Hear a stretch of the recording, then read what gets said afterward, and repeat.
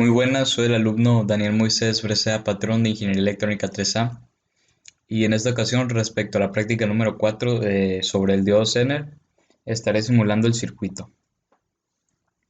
Bueno, ¿qué tenemos por aquí? Tengo una batería, una resistencia de 220 ohmios y un diodo Zener, el modelo 1N4728A, con un voltaje de ruptura o una tensión de ruptura de 3.3 volts. Aquí puse unos voltímetros, uno en la resistencia y otro en el diodo. Además aquí tengo un amperímetro que me ayudará a medir la corriente total en el circuito. Lo que voy a hacer será básicamente variar el voltaje en esta batería de la misma manera en que hice la práctica en físico. Así que el primer voltaje a utilizar será un volt. Procederé a correr la simulación.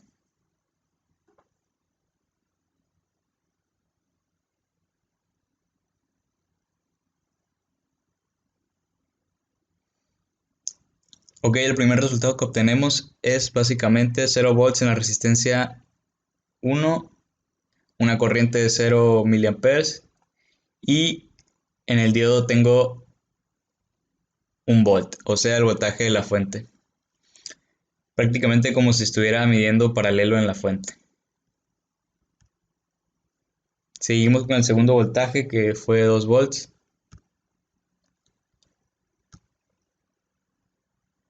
Seguimos viendo lo mismo, prácticamente porque todavía no llegamos a la zona de trabajo del diodo. O sea, tenemos 0 volts en la resistencia, 0 miliamperes y 2 volts en el diodo, los mismos que en la fuente. Ahora vamos a proseguir con el tercer voltaje de 3 volts.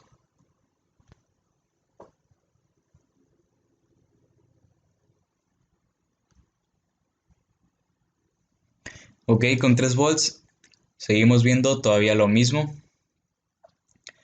0 volts, 0 miliamperes y 3 volts en el diodo, los mismos que en la fuente.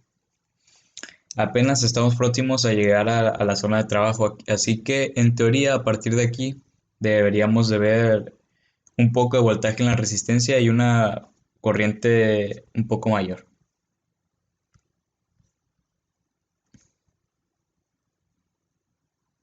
El siguiente voltaje son 5 volts, así que vamos a ver qué sucede.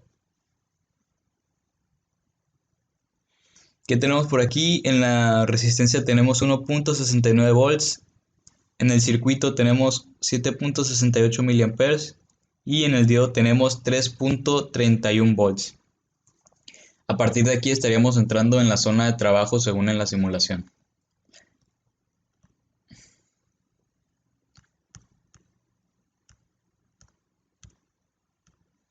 Vamos a seguir con voltajes más grandes a ver qué sucede. Con 7.2 volts tenemos 3.86 en la resistencia, 17.6 miliamperes en el circuito y 3.33 volts en el diodo. Se sigue respetando la zona de trabajo de 3x3.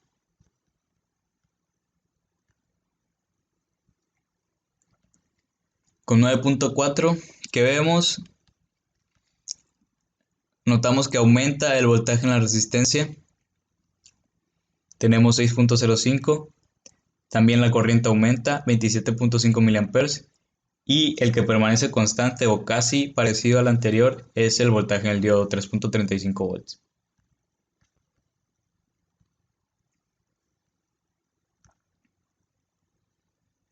Seguimos aumentando y vemos lo mismo en el diodo, pero una corriente mayor 33.8 y un voltaje mayor en la resistencia 7.44.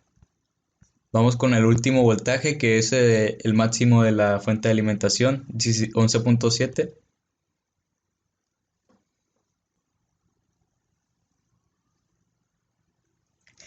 Ok, aquí ya está apareciendo.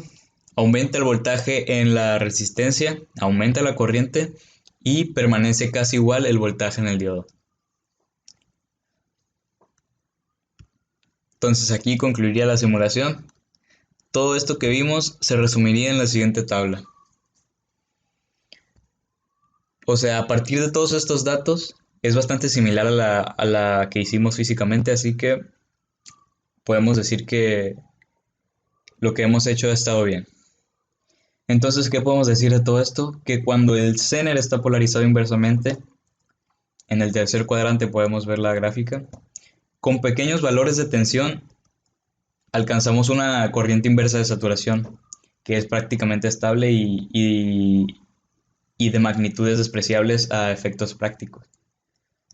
O sea, con pequeños valores, o sea, por debajo de la zona de trabajo, 1, 2, 3 en este caso, tenemos 0 volts en la resistencia, el mismo voltaje que en la fuente en el diodo y una corriente que acabo de decir que es prácticamente estable, muy pequeña. En este caso nos marca 0 en el amperímetro de la simulación. Si seguimos aumentando esta tensión, 5 volts,